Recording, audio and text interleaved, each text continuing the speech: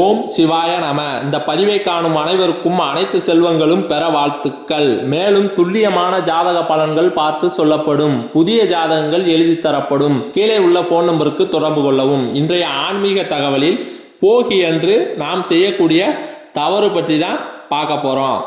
ஒரு பண்டிகை வருகிறது என்றால் அதற்கு பின்னால் நம்முடைய முன்னோர்கள் நிறைய நல்ல விஷயங்களை மறைத்து வைத்திருக்கிறார்கள்.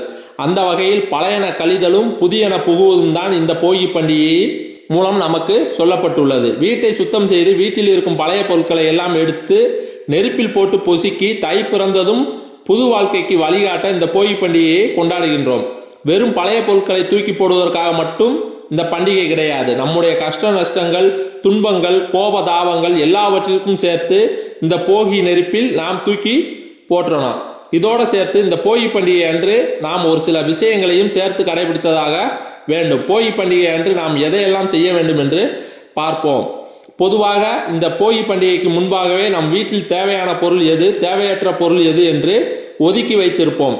அதில் முக்கியமாக நம் வீட்டில் பயன்படுத்திய பழைய பாய், பழைய துணிமணிகள், பழைய பேப்பர், காகித அட்டை, காலன்று, பழைய முறம், பழைய துடைப்பம் இவைகள் எல்லாம் ஒரு குப்பை கூலங்களாக சேர்ந்திருக்கும். இதில் ஏதாவது நல்ல பொருட்கள் இருக்கிறதா? இந்த பாயே இல்லாதவர்கள் கொடுத்தால் அவர்கள் பயன்படுத்துவார்கள். இந்த தலையணையே இல்லாதவர்கள் கொடுக்கலாம். பழைய முறத்தை வேறு யாருக்காவது கொடுத்தால் பயன்படுத்தி கொள்வார்கள் என்று சொல்லி இந்த பொருட்களை எல்லாம் அடுத்தவர்களுக்கு தானமாக கொடுக்கவே கூடாது.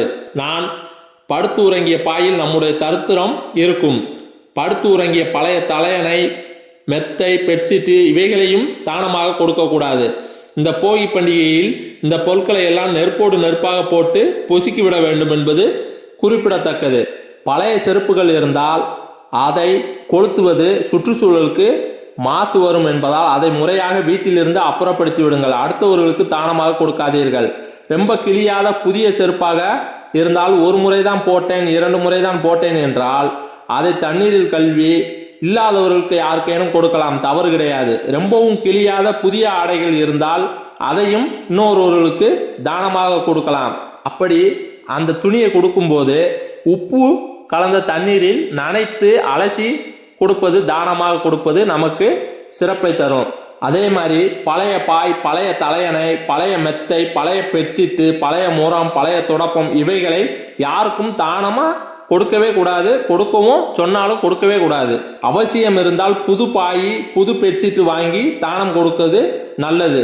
மேலே சொல்லப்பட்டுள்ள இந்த பொருட்களை நாம உங்களுக்கு தேவையில்லை என்றால் இதை கொளுத்த முடியாது என்ற பட்சத்தில் முறைப்படி வீட்டிலிருந்து அப்புறப்படுத்தி விடுங்கள். போகி பண்டிகை அன்று குலதெய்வ வழிபாடு செய்வார்கள், காப்பு கட்டுவார்கள். சில ஊர்களில் மாரியம்மனுக்கு விசேஷ வழிபாடுகள் செய்யப்படும். வீட்டில் மூளை முடுக்குகளுக்கு எல்லாம் காவி தீட்டி வீடு முழுவதும் அரிசி மாவால் கோலம் போட்டு அலங்காரம் செய்வார்கள். விடிந்தால் தை 1 அதை வரவேற்க போகி அன்று இரவே நம்முடைய வீட்டை பக்காவாக தயார் செய்யணும், மறந்து விடாதீங்க. மேல் சொன்ன ஆன்மீக சார்ந்த தகவல் உங்களுக்கு பயனுள்ளபடி இருக்கும் என்ற நம்பிக்கையில் அனைவருக்கும் பொங்கல் நல்வாழ்த்துக்களை தெரிவித்து இந்த பதிவினை நிறைவு செய்கிறேன். மேலும் இந்த சேனலில் வரும் பதிவுகளை தொடர்ந்து பார்க்க இந்த சேனலை சப்ஸ்கிரைப் பண்ணுங்க, லைக் பண்ணுங்க, ஷேர் பண்ணுங்க. நன்றி.